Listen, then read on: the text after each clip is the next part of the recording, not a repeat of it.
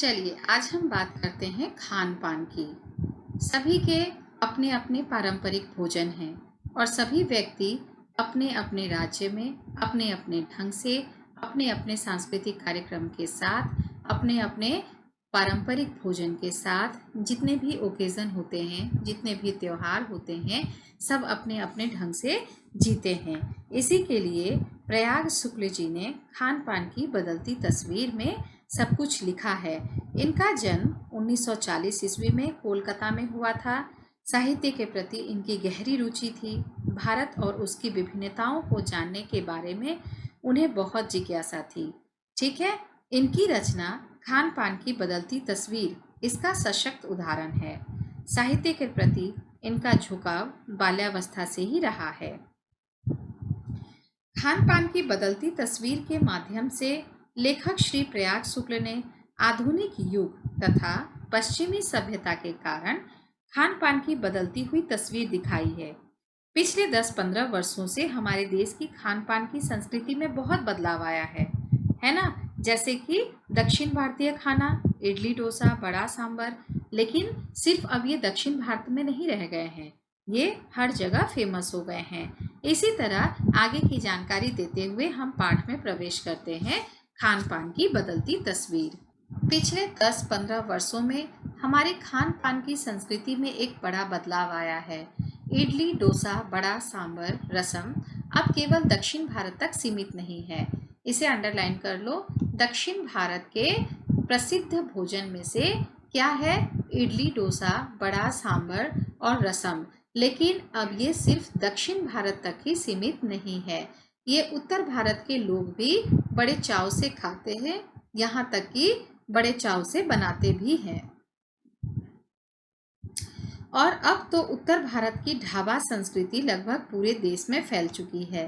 पहले देखो, ढाबा संस्कृति कहाँ होती थी? सिर्फ उत्तर भारत में। लेकिन अभी क्या है, आप जिस भी राज्य में जाओ, ढाबा आपको हर जगह मिल जाएंगे। अब आप कहीं भी हो, उत्तर भारतीय रोटी दाल साग आपको मिल ही जाएंगे। अब रोटी के लिए हमें घूमना नहीं पड़ेगा, हर जगह में रोटी अवेलेबल है। फास्ट फूड, तुरंत भोजन का चलन भी बड़े शहरों में खूब बढ़ा है। इस फास्ट फूड में बर्गर, नूडल्स जैसी कई चीजें शामिल हैं। एक जमाने में कुछ ही लोगों तक सीमित चाइनीज नूडल्स अब संभवतः किसी के लिए अजनबी नहीं रहे।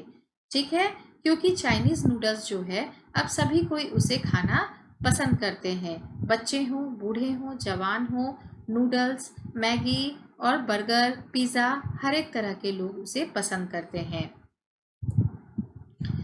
2 मिनट्स नूडल्स के पैकेट बंद रूप से कम बच्चे बूढ़े सभी परिचित हो गए हैं।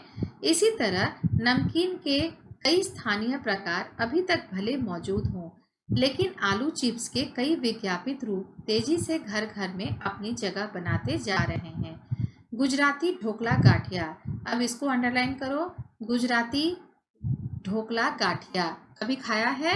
चलो, नहीं खाया है तो इसे खा लेना, ये बहुत टेस्टी होता है। अब देश के कई हिस्सों में स्वाद लेकर खाए जाते हैं। अभी आप देखते हो, जो हमें नहीं मिलता है हम ऑनलाइन ऑर्डर देते हैं और वो हमें फटाफट मिल जाती है, हम उसको टेस्टी बनाकर खाते हैं। बंगाली मिठाइयों की केवल रस भरी चर्चा ही नहीं होती, वे कई शहरों में पहले की तुलना में अधिक उपलब्ध हैं। सही बात है, पहले बंगाली मिठाई बहुत फेमस हुआ करती थी क्योंकि वो सिर्फ कोलकाता में ही मिलती थी। लेकिन क्या है, अब ये मिठाई हर जगह मिलती है, हर जगह उपलब्ध है, इसलिए सिर्फ बंगाल जाना ही जरूरी नहीं है। यानी स्थानीय व्यंजनों के साथ ही अब अन्य प्रदेशों के व्यंजन पकवान भी प्रायः हर क्षेत्र में मिलते हैं और मध्यम वर्गीय जीवन में भोजन विविधता अपनी जगह बना चुकी है। कुछ चीजें और भी हुई हैं। मसलन अंग्रेजी राज तक जो ब्रेड केवल साहबी ठिकानों तक सीमित थी। अंडरलाइन करो, ब्रेड कौन खाते थे? पहले अंग्रेज लोग ही ब्रेड खाते थे, भारत में ब्रेड का प्रचलन नहीं था। लेकिन अब वह कस्बों तक पहुंच चुकी है, यानी कि हर एक घर, हर एक द्वार, हर एक कस्बे, वहां तक ब्रेड पहुंच चुकी है और नाश्ते के रूप में लाखों करोड़ों भारतीय घरों में सेकी तली जा रही है। खान पान की इस बदली हुई संस्कृति से सबसे अधिक प्रभावित नई पीढ़ी हुई है। बिल्कुल सही। नई पीढ़ी कौन है? नई पीढ़ी आप लोग हैं जो इस चैप्टर को पढ़ रहे हैं, वो सब है न्यू जनरेशन। तो इन सबसे ज़्यादा प्रभावित क्यों हुए हैं, सबसे ज़्यादा इफेक्ट इन पर क्यों पड़ा है? सीधी सी बात है, वो न्यू जनरेशन है।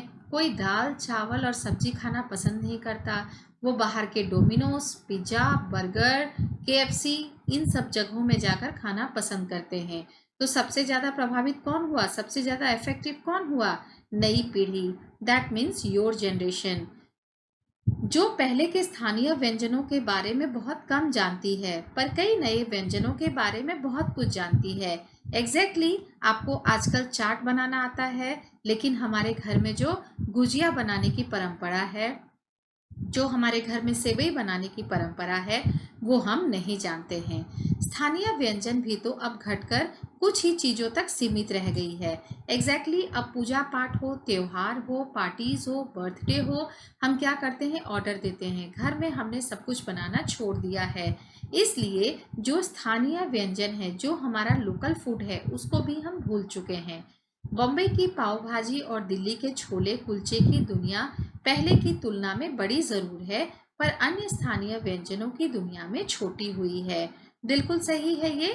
जानकार ये भी बताते हैं कि मथुरा के पेड़ों और आगरा के पेठे नमकीन में अब वह बात कहाँ रही, यानी जो चीजें बची हुई हैं उनकी गुणवत्ता में फर्क पड़ा है। गुणवत्ता को अंडरलाइन करो, गुणवत्ता मीन्स क्वालिटी।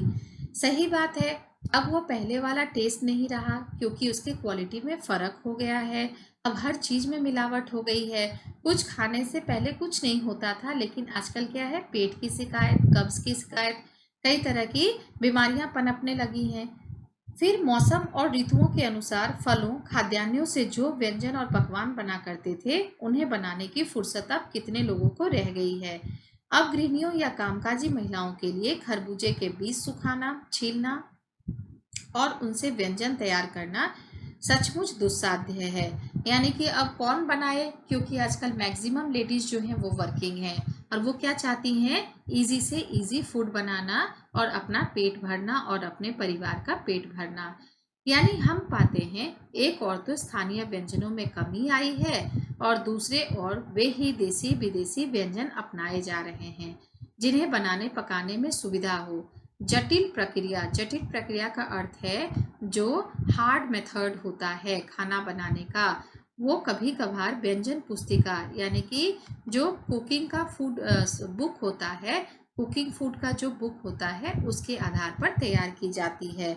अब शहरी जीवन में जो भागम भाग है उसे देखते हुए स्थिति स्वाभाविक लगती है। फिर कमर तोड़ महंगाई ने भी लोगों को कई चीजों से धीरे धीरे वंचित किया है। जिन व्यंजनों में बिना मेवों के स्वाद नहीं आता, उन्हें बनाने पकाने के बारे में भला कौन 4 बार नहीं सोचेगा।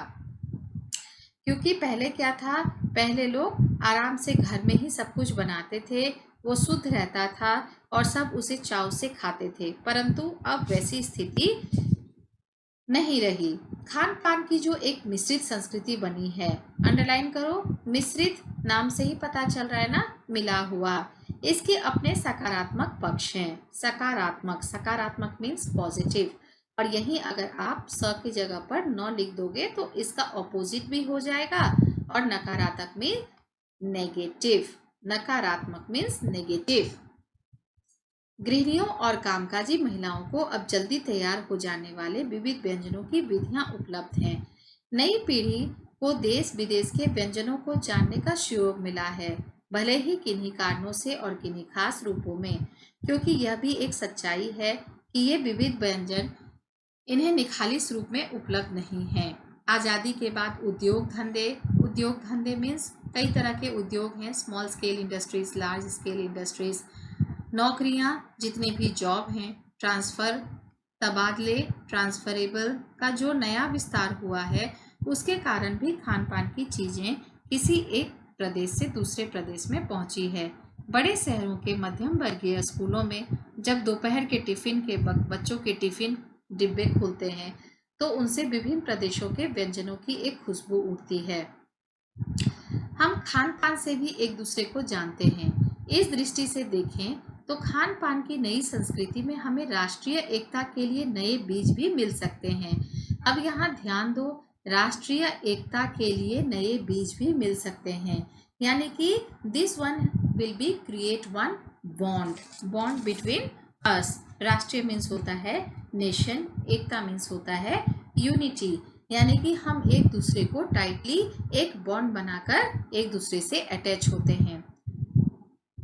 बीज भली भांति तभी अंकुरित होंगे जब हम खान पान से जुड़ी हुई दूसरी चीजों की ओर भी ध्यान देंगे।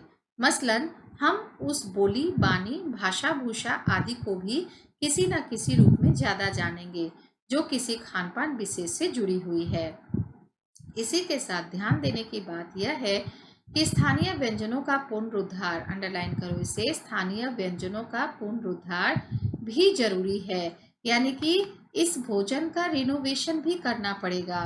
पहले क्या था, दाल चावल और एक सब्जी, परंतु आज हम क्या करते हैं, सब्जी के साथ थोड़ा सा बटर पनीर भी बना देते हैं, थोड़ा सा अलग चटनी भी बना देते हैं, थोड़ा पापड़ भी बना देते हैं। इसलिए इसका नाम क्या रखा गया, एथेनिक।